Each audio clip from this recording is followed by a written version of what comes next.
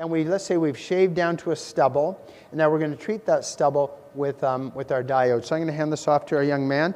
And so, Jordan, just walk through what you would tell patients in a practice environment. I mean, not patients, people who purchase. For users, yeah. So with our diode, you want to apply firm pressure.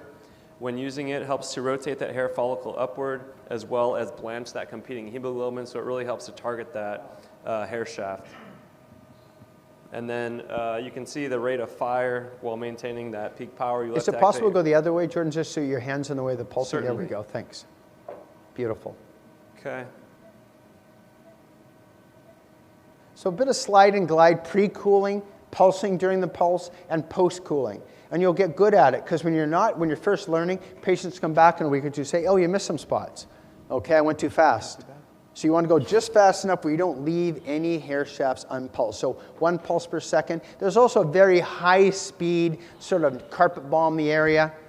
Jordan, you want to show that as well? Certainly, yes. So there's the carpet bombing with a lower fluence and just brrr everywhere. And so some products go brrr everywhere and then slow slide and glide because it's so fast. And now we again, can do this it is twice the amount of time here, or half the amount of time, I should say. And you can still get, an that doesn't efficacious compromise the for us. fluence. You still do 30 joules per centimeter squared at 2 pulses per second.